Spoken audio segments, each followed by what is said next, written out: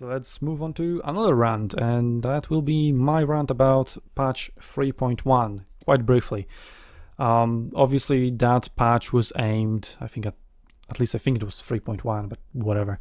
That patch was aimed at reducing the saltiness of community around friendly fire, because people were complaining, oh, stop doing friendly fire to me, I'm useful and you're killing me. No, you're not useful. I'm killing you and killing 5 times more the enemies. So you're useful holding them back, I'm useful killing them. Everyone's useful, everyone should be happy, but you keep crying because, oh, you got a little bit of damage, So yeah, that's the kind of feedback that, you listen to the community because they keep complaining, and it's understandable, to be honest, because if so many people are complaining and whining about a certain aspect of the game, you have to change it or these people will quit. You can tell them you don't understand, friendly fire is actually good. I mean, as long as it's not being done by idiots who deal bad friendly fire, but people were complaining a lot about good friendly fire, like, I deal 5 times more damage to the enemy and I help pushing the line faster, right? Which would be even more important in this new game mode. But, well, what they did is they increased accuracy on every single ranged unit. So it was previously like 248 dispersion for javelins, archers, and slingers. And now I think they changed everything to 1. So every single range unit is like super accurate now. Which I even shown in one of my videos during the new NetEase release. There was a small unit, like, I don't know, 20 soldiers left, almost dead. And it was sandwiched between 2 full units of allied infantry. And I was still able to walk up to that unit with my javelins, shoot it, and deal close to no damage to my allies while obliterating the unit inside. Which, in the previous setting would just result in a shit ton of friendly fire and it would be a bad idea. So on one side it's also good because it gives, ranged units more often something to do. Because since they have increased accuracy, they don't have to worry about friendly fire so much, therefore they're not useless in so many situations. But that hits also the other way, because, in order to combat the increased damage that would come from higher accuracy, they buffed the shit out of units' missile block, and they nerfed missile damage. So now we have ridiculous situations like hitting fucking barbarians in the back and dealing only AP damage with archers or slingers. Like, this is the least armored unit in the game. You're on the same tier, maybe they're even 1 tier lower, and you have like maxed out damage in your build, and you still only deal AP damage to, the lightest armored unit. That's just plain wrong. And then those naked barbarians run at you and block 60-80% of your missiles as well. So while, I maybe like the idea behind that patch, in theory, the execution of it and the numbers, the numbers and the math that they actually applied, well, they kind of missed the mark with them. But that's at least good, because that means just tweak the damage numbers, tweak the missile block, tweak the armor values on certain units, and you will achieve, better balance while still having all the benefits of that actual patch. So it's not like this patch was entirely horrible. It had some good ideas, it was just, misexecuted. Other important thing, stakes, they've become absolutely broken. I mean, they already were broken. Then patch 3.1 came, made them insanely more broken. And now the NetEase game mode comes with capture points, and that makes stakes even more broken. Because stakes, we mentioned ninja capping, right? And how putting 1 spear unit can help it, right? But then that spear unit is far away. Well, just put on stakes in there. You can move your unit away from there. Stakes take like what, 20 seconds to set up max if you don't have any bonuses. If you have the Sula can cut it down to 2 seconds, I believe, with his whip ability. So play Sula light artillery, Sula infantry, just bring stakes. Like, pretty much every unit that has access to stakes should bring stakes because they're so broken.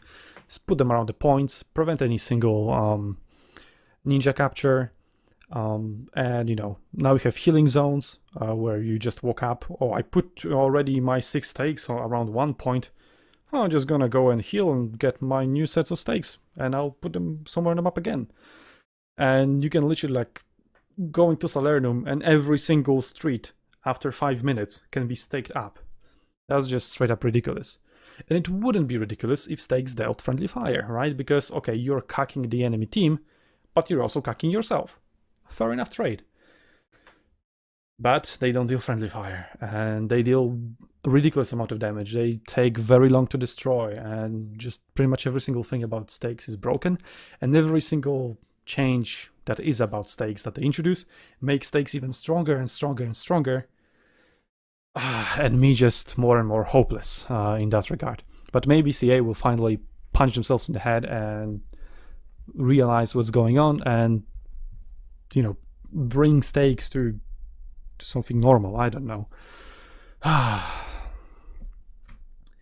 So yeah. Also, let's talk about saltiness, since I'm clearly salty. How the friendly fire causes saltiness in unjustified saltiness within community. Now you have respawns, right? So maybe that will help, and they'll think about reintroducing friendly fire. It's like, oh shit, I just ran through friendly stakes. Well, at least they were close to our point, so it's also close to our respawn point. So I guess I'll just go and heal, right? Instead of, oh shit, I ran to friendly stakes. Oh, who the fuck put it here and blah blah blah blah. So yes, maybe the psychology of players will change now for a lot better with the introduction of respawns, because all that random bullshit that ends up killing you, now you can just respawn instead of being salty about it. You still can be salty because, I have to waste time going to respawn, but it's not as bad, nearly as bad. So that has been 2.5 runs, not even 1 run and a half, 2.5. Closing thoughts. Anyone? Let's start with Gunslinger. Yeah, I think in general we just need to kind of not set our judgments in stone too early. There's still a lot to figure out with what they're gonna do. I mean, they confirmed a new faction is coming out, at least one, and we really need to kind of see what goes on and play higher tiers. We still need to see how that pans out. Let's not make too harsh of judgments and kind of give it the chance it deserves. I mean, okay, yeah, you've been saying, it's early enough, but you can also, you have also to remember that this is, the third attempt, and Arena has been around since 2015. So it's not that early. And, we've played the game, and the game is mostly ready, right? It's entered a new mode. Oh, yeah. Now they're having fun with the formula, exploring their new options. They're no longer, just sitting down and fixing every single bug and improving balance. Now they're finally at a point where they can, start doing other things. Although, as I've mentioned, and other people as well, the game still has a lot of underlying issues, not only balance-wise, but, just how engine works, and that still has a lot of rough edges that need polishing. So yeah, it's about time CA starts getting things right. But at least the positive to take away from this is that, they haven't been sitting on their asses throughout that year that the arena was gone, and they're actually working on it. And we've got an announcement of another test. No, I'm just agreeing with you here. Good. Okay. Because I thought I might have disappeared because I still may have some random connectivity issues as I had in the previous podcast. Going back on track. What was I saying? Anyway, that's quite positive. Right? That they've been doing stuff and actually working, and the next announcement promises, a lot of more changes. A new faction is coming. I don't know, maybe new maps or whatever. But a lot of is listed in there. Something that they couldn't possibly, done in a month. That means that it's already there and just waits to be released. And they're just not flooding us with new content, because that would obviously have overwhelmed us, right? We're only talking about what's already in the game, not what's coming, although we'll get to that. And we've already been talking for quite some time. So yeah, imagine if they released all of that on us at once. So this test has definitely been good. Just test the new game mode, have all the units you're already familiar with, all the system orders, that you're familiar with, and just have that one new thing, the game mode, and, stuff that comes with it. And test the shit out of that. Give us our feedback. then we'll move to another thing and then give us feedback about that, while we're still trying to fix, hopefully, the old stuff that we've been talking about. Axel? I agree. Good. Thank you. Do you have any closing thoughts on whatever has been said in this fragment of the podcast? The issue thing, the issue part. I think we just need to keep in mind we had 4 days to test stuff. We need to keep looking forward. That's it. Yeah, I definitely would like to stay positive, and I am staying positive. George? Yeah, I really just think, like you said, 4 days, it's not really long enough to realize exactly how everything's going to pan out and how people are going to play the game with some form of new meta or anything like that. And I think these new issues, they might even be fixed when we go into like open beta and full release. So I think that we'll give them a chance, give them a chance to now look at these issues that we think they're issues that have arisen, and see how they respond to that. Yeah, I mean, when it comes to the new changes, we can definitely give them time for that. We have, as you said, only 4 days to test it, and it's very new, and they also haven't had an occasion to get feedback from the player base. Fair enough, but in my opinion, the old issues, it's about damn time they have been addressed. And Rainfire, other than you've been agreeing with what I was saying, do you have anything else to add? I did want to point out one minor thing about the vision bug. There is one fairly simple and straightforward solution, and that is teamwork. Especially, if you're Get the watchtower a cav right? unit. Yeah, go grab that watchtower. Give your friendly units vision. You see a friendly unit getting cut off on its own. Obviously, he's gonna have issues with vision, especially if you're in bad terrain. Run over there and help him out. Send a unit. All you need is a very small unit to have vision. You don't need a full unit. So teamwork is a simple solution for the just more of an annoying thing than really any type of game breaking bug. Well, I sure hope that the teamwork isn't that, so we can have that solution. But yeah, maybe devs will resolve to my solution of just increasing the view range of units. And one thing that I forgot to say that I would like to add now in regards to the capture speed and ninja caps, or just ninja caps, and I want to talk about the cap speed.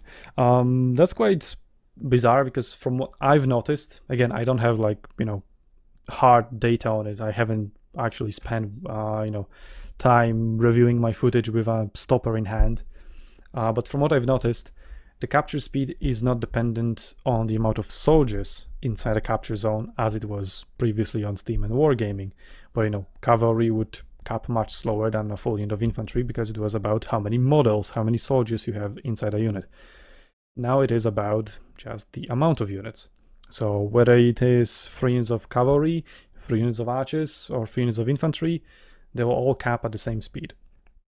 At least from what I've observed. I may be wrong, but it's kind of weird that they already, came up with this solution since the beginning, pretty much. I don't know if it was since the very, very beginning, but the fact that I cannot even remember when that possibly could have been introduced, that means that must have been pretty long time ago, if it wasn't there since the beginning, right? So yeah, that is one possible solution to combat the ninja caps, right? Cavalry goes around, no one is defending the point, but it will take cavalry 2 times as much time as it would take an infantry unit that snuck around. But then maybe people will switch from ninja capping with cavalry to ninja capping with folksmen. We've seen Russians with SH rushing through the snow without one of the slate. Just click on the ledge, abuse the bug, don't suffer any penalties. And yeah, please ban those people, CA, for abusing bugs and not having any remorse about it. It's I'm abusing the bug, so you guys provide the feedback about it, and so I can be stopped. Yeah, sure. So that has been maybe a little bit of a negative segment, but yeah, as with everything, I want to keep a light in the tunnel at least, and provide a solution to our problem, or see any other positive in it.